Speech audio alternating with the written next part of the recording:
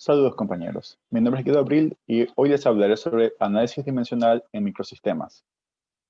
Para hacer esta presentación nos basamos en la información de los artículos publicados por Hedwig H. en el 2002. Para comenzar hay que definir que nuestro entorno puede dividirse en un mundo macro y un mundo micro. El mundo macro es lo que vemos a simple vista, mientras que el mundo micro son ya escalas mucho más pequeñas. Los científicos hacen investigaciones en cada uno de estos mundos, pero por alguna razón siempre encuentran más desviaciones en los resultados del mundo micro que del macro. Por lo tanto, nos hacemos la siguiente pregunta. ¿Es todo diferente o solo más pequeño en el mundo micro?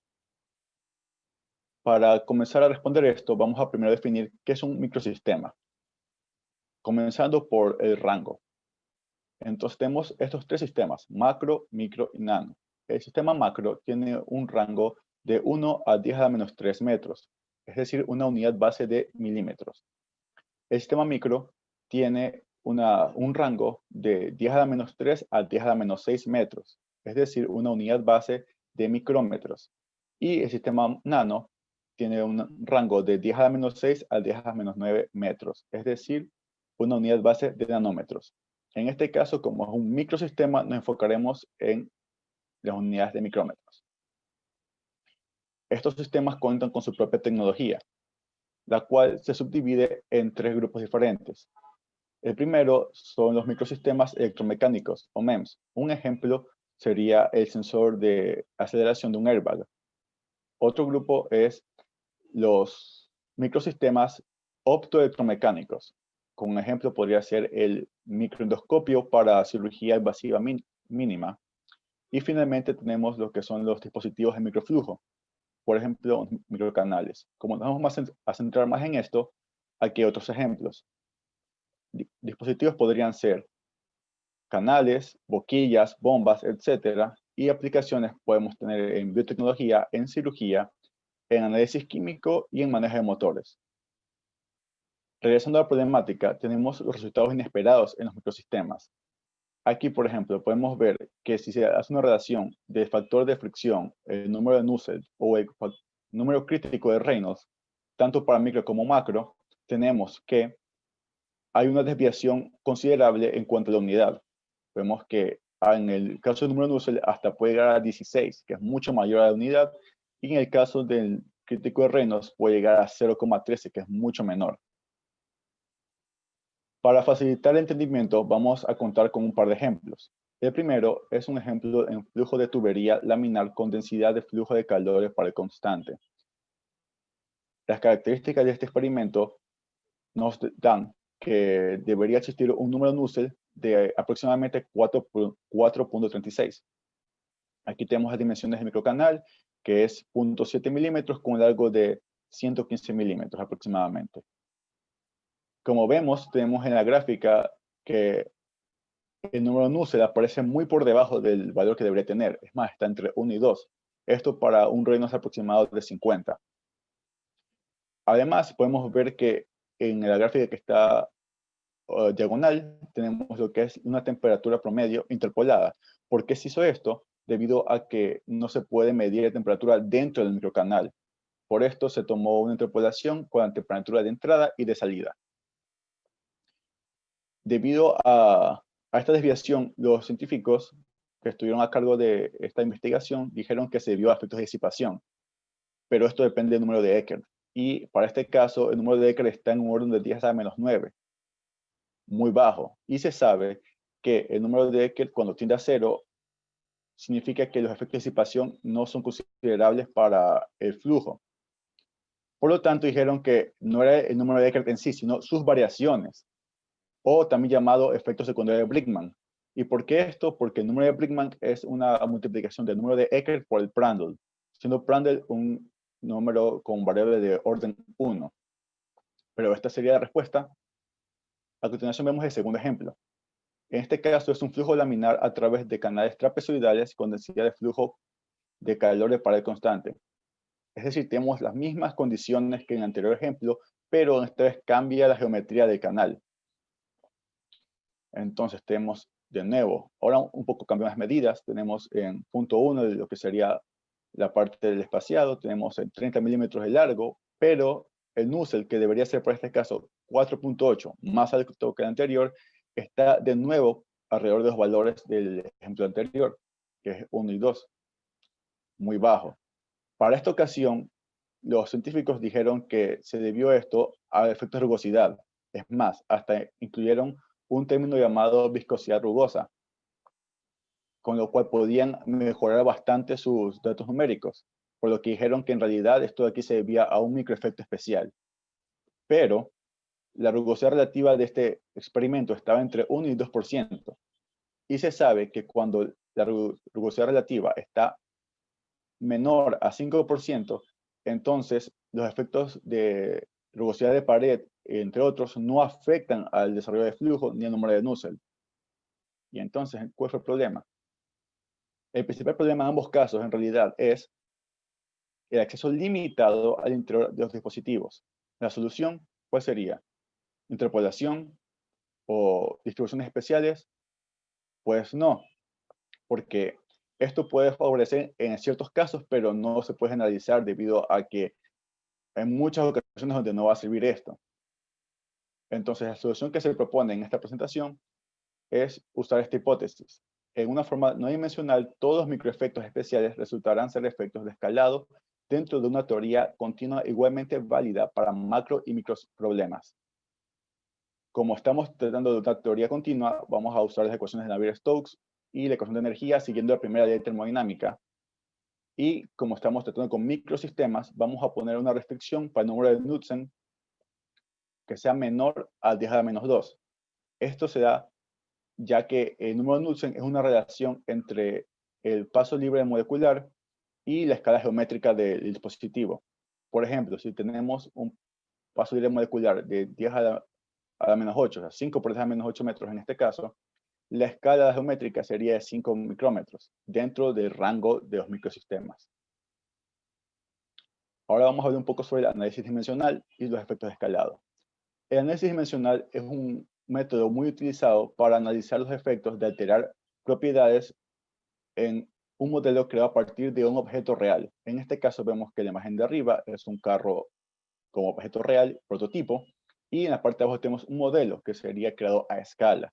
Entonces vemos que las propiedades de velocidad, viscosidad y densidad pueden variar dependiendo de si es prototipo o modelo. ¿Cómo se realiza análisis dimensional? Pues son básicamente 3 pasos. El primero es que de una lista de variables que puede existir, se escojan cuáles son relevantes y cuáles no para el problema. ¿Cómo se escoge esto? Pues al conocer la física que rige el problema, aunque no sea de manera detallada, se puede saber cuáles son relevantes y cuáles no.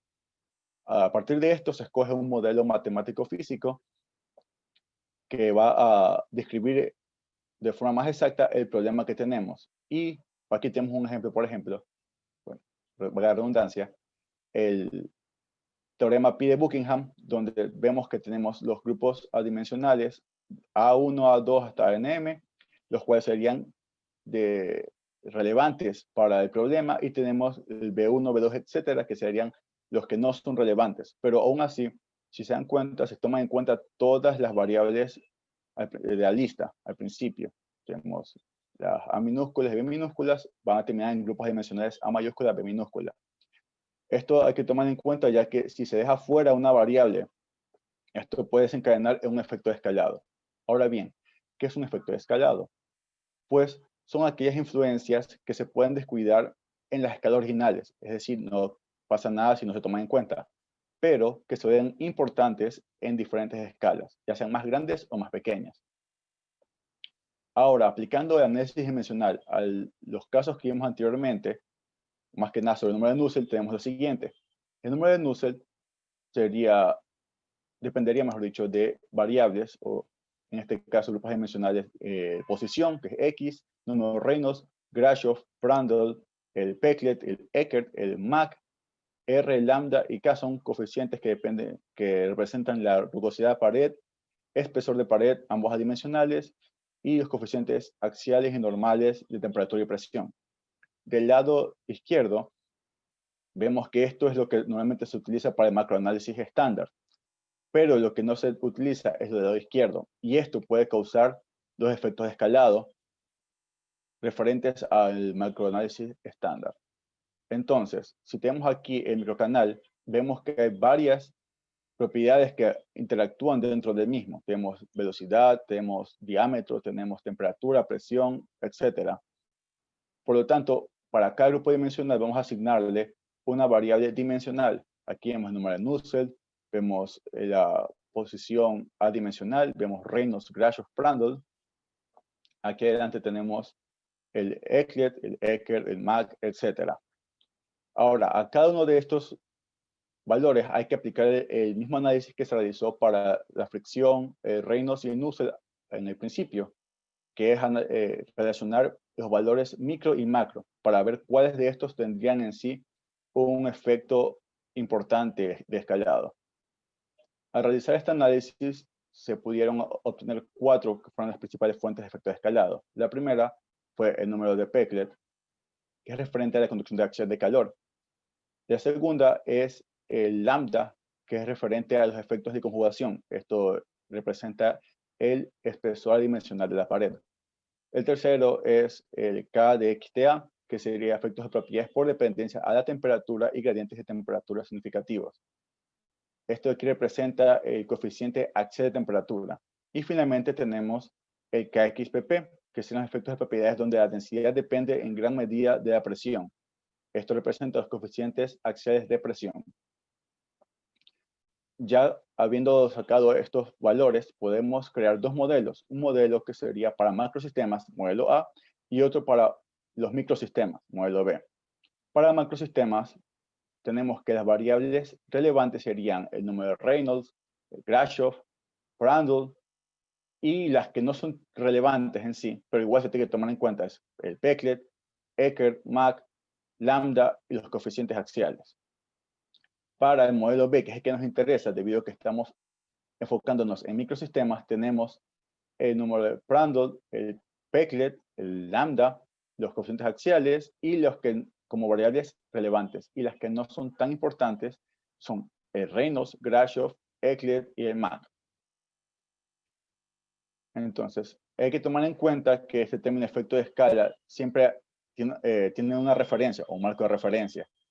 Por ejemplo, el Peclet serían efectos de escala a partir de un sistema macro, como podemos ver.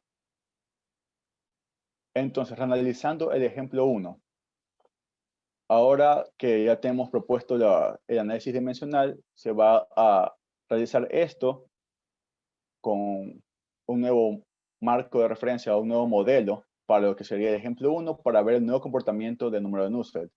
Tenemos entonces, ¿cuál se aplicaría? ¿Modelo A o B? Si recordamos, el modelo A no, porque es para los macrosistemas. Y en este caso estamos tratando con un microsistema. Como vemos aquí abajo están las variables que nos van a servir. Por lo tanto, el que se utilizaría sería el modelo B. Y estas de aquí abajo son las variables a utilizar. El número Prandtl, Peclet, el lambda y los coeficientes axiales.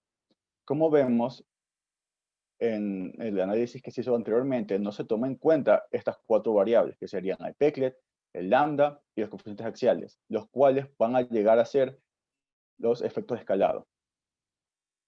Ahora bien, vamos a comparar resultados del gráfico considerando los efectos de escalado y sin considerarlos. El gráfico de la izquierda es el primer gráfico que teníamos. Como ven, el número de Nusselt está muy desfasado.